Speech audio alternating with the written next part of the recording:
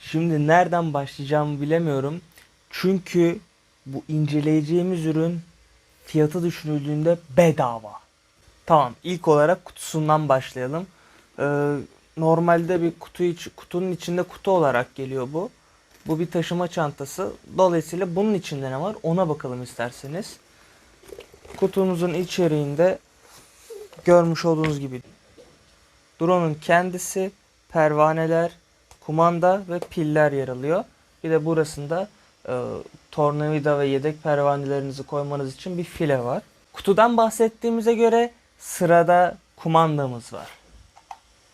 Kumandamız önceki yani Aden E58 ile birebir aynı. Sadece bazı tuşların yerleri değişmiş ve kumandamızın menzili artmış. Artık drone'u 650 metreye kadar bir uzaklıkta kontrol edebiliyorsunuz.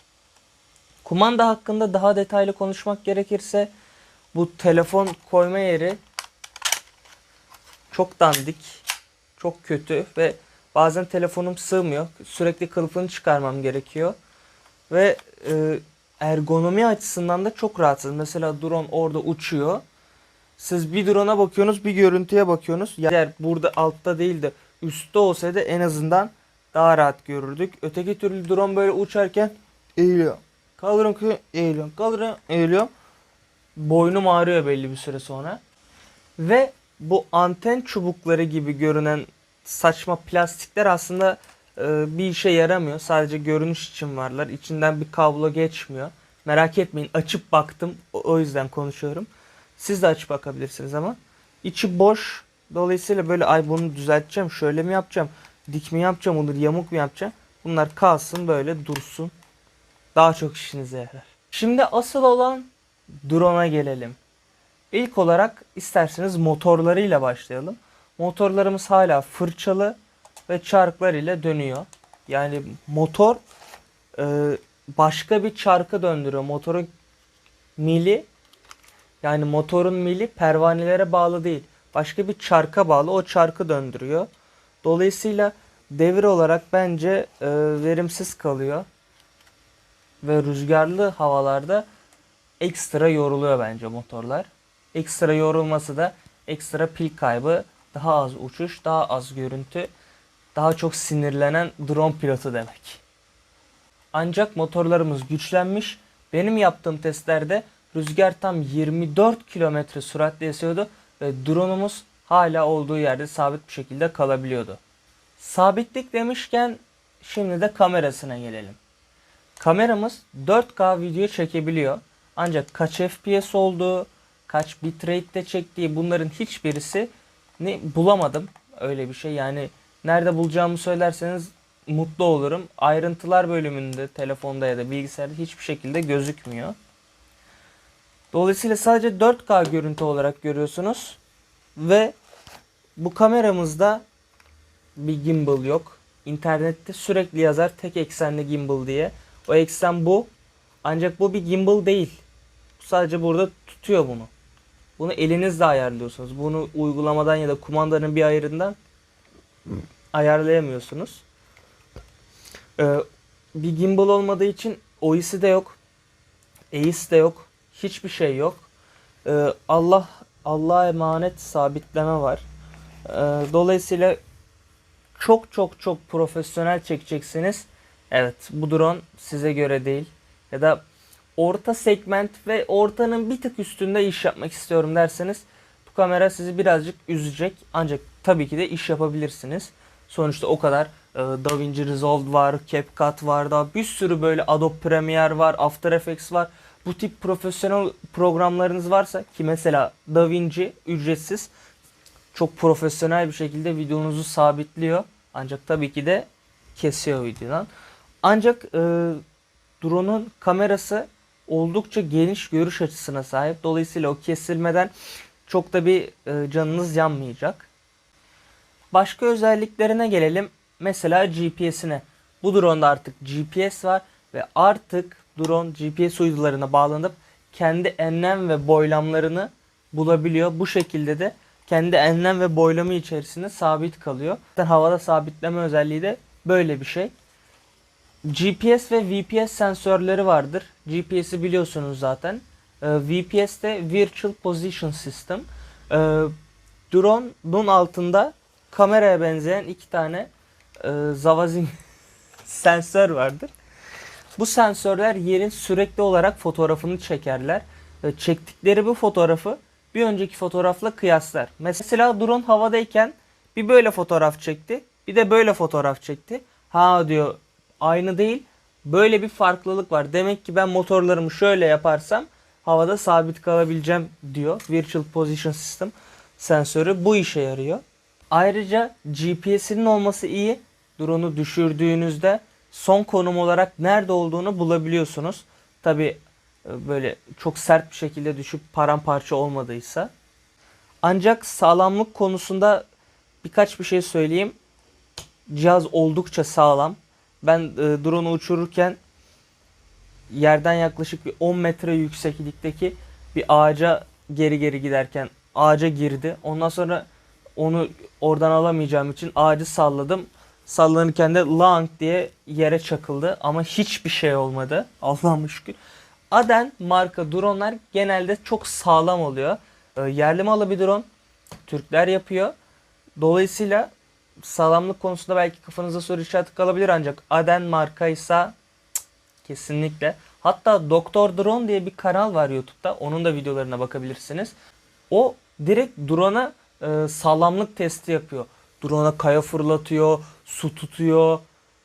Böyle bildiğiniz çok sert, çok haşin koşullarda teste tabi tutuyor ve drone bana mısın demiyor. Hala çalışabiliyor bu gayet güzel bir şekilde. Dolayısıyla garantisi konusunda sizi üzmez diye düşünüyorum. Şimdi isterseniz uygulamasına girelim. Onun için de dışarıda şu anda başka bir Emre var. O Emre size nasıl bir uygulaması olduğunu anlatsın. Evet, şimdi dışarı çıktık. Haliyle bu drone'u test etmemiz lazım. Görüntü almamız lazım. Neredeyim diye soracak olursanız Mavi Bahçe ile Hilltown'un tam ortasında böyle bir park var. Burası tam drone uçurmak için en ideal yer. Her yer yeşil çünkü çim. Düşürseniz bile bir sıkıntı olmaz. Bu suya düşse gerçi bir şey olabilir ama neyse şimdi onları düşünmeyelim. Telefonundan drone'un görüntüsünü alacağım için beni şöyle bir kamera çekecek. Yadigar bir kamera. Dolayısıyla ses kötü gelebilir. Mikrofon girişi yok. Bu mikrofonu takamayacağım ona. Hadi başlayalım o zaman. Evet, kalibrasyon işlemimizi de tamamladık. Şimdi drone'un kaydına da başlayayım. Hazırsak bismillahirrahmanirrahim. Drone'umuzu kaldırıyorum.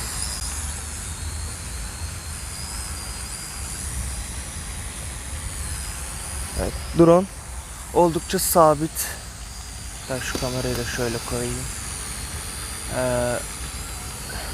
Şimdi uygulamasında yukarıda gördüğünüz gibi uydu sayımız var. Bunun 7'nin üzerinde olması lazım. Bataryamız göstergesi burada. Burada haritamız var. Daha da başka bir şey yok zaten. Akıllı uçuş modunda bir doğru düzgün çalışan follow waypoint'i hiç denemedim. Denemekten çok korkuyorum. Drone alıp başını gidecek diye. Çünkü bazen hiç öyle ne denir ona? Güven vermiyor bana. Follow güzel çalışıyor ancak şöyle bir şey var follow'da.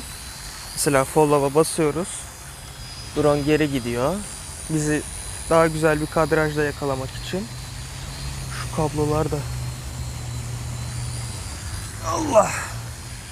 Kablosuz bir mikrofon almak istiyorum ama bakacağım. Mesela gidiyorum ben. Şöyle bir şey var. Telefonunuzun sürekli sizde olması lazım. Yani cebinize bir şekilde koymanız lazım.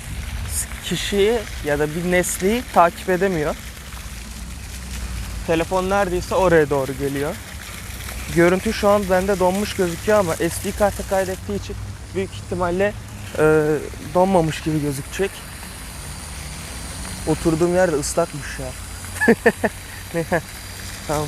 Bana gelen görüntü düzeldi. Şöyle dönelim. gayet güzel bir şekilde drone bizi takip edebiliyor.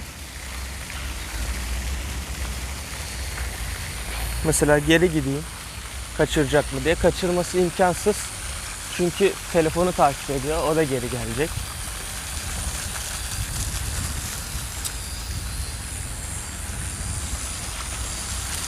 Gayet güzel bir şekilde takip ediyor. Gördüğünüz gibi kaçırmıyor neredeyse hiç.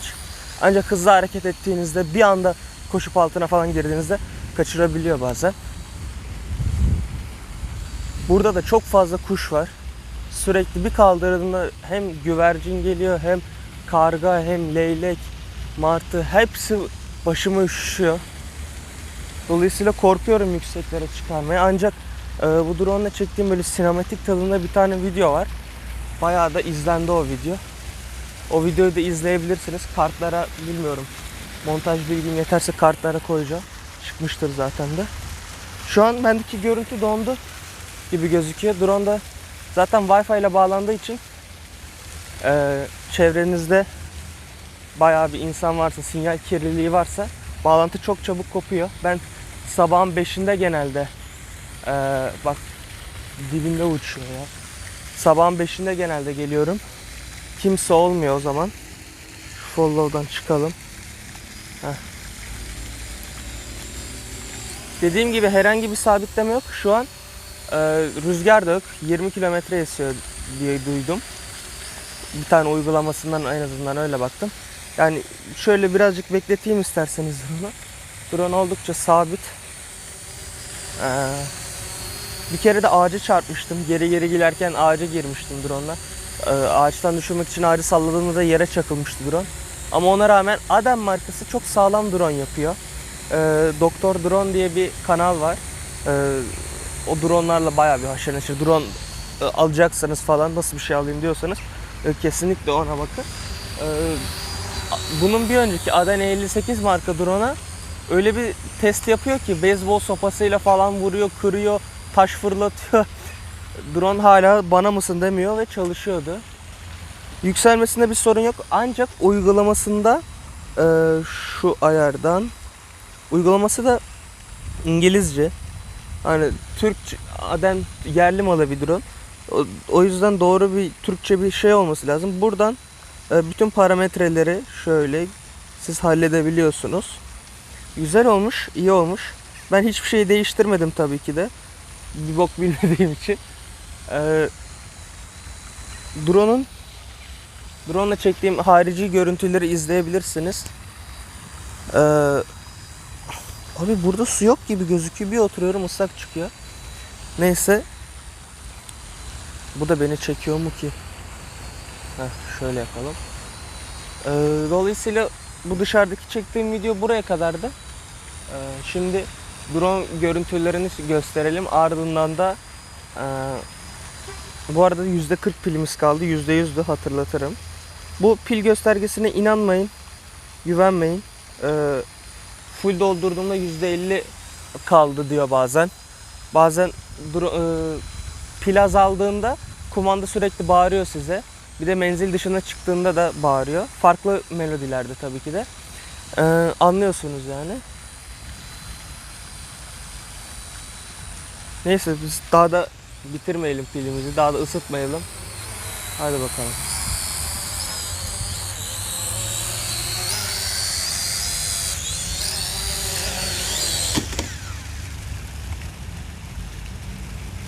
Dışarıdaki Emre'yi de dinlediğimize göre artık son sözlerimizi söyleyelim ve kapatıp gidelim artık. Kapatmadan önce bu arada drone'la çektiğim sinematik görüntüler var. Gerçi ben onlara sinematik diyorum. Sinematik kimse demiyor. Ben diyorum sadece. Onları da bir izleyebilirsiniz. Yani profesyonel ve üst, yani orta segmentin bir tık üstünde nasıl iş yapabilirim derseniz o videolara bir bakabilirsiniz. Tabii ki siz daha iyisini çekebilirsiniz. Ben kendimi övmek istemem ama sonuçta o videoları DaVinci'de sabitledim ve çok güzel renk yaptığımı düşünüyorum. Siz daha iyisini yapabilirsiniz. DaVinci zaten bedava bir uygulama. Dolayısıyla paralı olsaydı belki sponsorluk isterdim ama sponsor konusunda çok zor durumdayım. Bu tür teknolojik araçlar gerçekten ha deyince alınamıyor, hadi haftaya cuma da bunu inceleyeyim, bunu yükleyeyim diyemiyorsunuz. Elinizde ne varsa onunla idare etmek zorundasınız. Dolayısıyla şu aralar çok iyi video geliyor. Ancak ilerleyen zamanlarda video gelemeyebilir. Zengin olmadığım için bunları alamıyorum. Sağ olsun kimse de şu anda daha mail göndermedi. İşte bizim böyle bir ürünümüz var falan diye. Ancak bekliyorum, tabii ki de açığım sonuna kadar o mesajlara. Neyse, son olarak drone, bilmiyorum şu anki fiyatını. Benim aldığımda başkaydı. Dolar sürekli ülkede değişiyor. Kur değişiyor. Sizin bu videoyu ne zaman izlediğinizi de bilmiyorum. Belki bundan 4 yıl sonra izliyorsunuz. Belki 3 ay sonra izliyorsunuz. Dolayısıyla yorumlar bölümünde yazarsanız daha sadıklı olur sizin için. O an bakarım ben de fiyatına. Gerçekten bu fiyata verilir mi verilmez mi diye düşünürüm. O zaman sizi drone ile çektiğim görüntülerle baş başa bırakayım. Bir sonraki videoda görüşmek üzere. Bugünlük bu kadar.